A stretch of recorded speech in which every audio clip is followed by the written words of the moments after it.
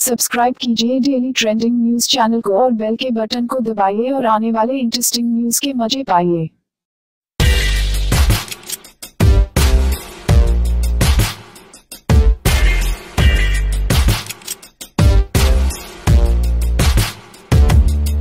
श्रीलंका के जरिए भारत को घेरने की ड्रैगन की कोशिश को तगड़ा झटका लगा है। मंगलवार को श्रीलंका ने चीन की ओर से हम्बनटोटा बंदरगाह को विकसित करने के करार में बदलाव कर दिया है। श्रीलंकाई कैबिनेट का यह फैसला भारत के लिए राहत भरी खबर है। श्रीलंकाई कैबिनेट ने देश की जनता के विरोध के चलते यह कदम उठाया है। हाल ही में श्रीलंका की जनता ने अपनी सरकार पर हम्बनटोटा बंदरगाह को चीन के हाथों बेचने का आरोप लगाकर विरोध प्रदर्शन किया। स्थानीय लोगों के साथ ही बौद्ध भिक्षु भी चीन के खिलाफ सड़कों पर उतरे थे।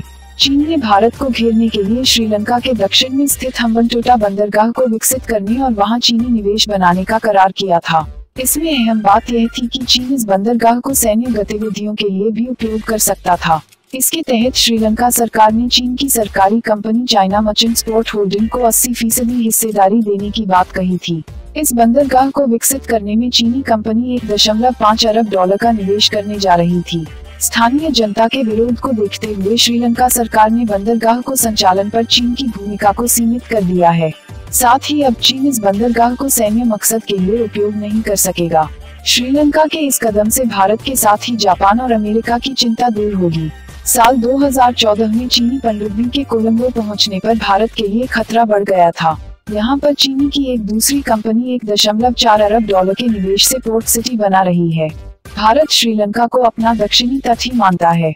ऐसे में यहाँ पर चीन की मौजूदगी भारत के लिए चिंता का सबक है।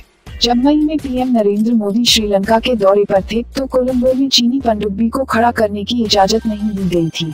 इससे चीन के माथे पर शिकन बढ़ गई थी। इसे पीएम मोदी की सफल रणनीति का हिस्सा माना गया था।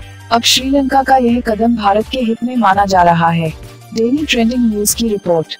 सब्सक्राइब करें हमारा चैनल ऐसे ही लेटेस्ट और इंटरेस्टिंग न्यूज के लिए।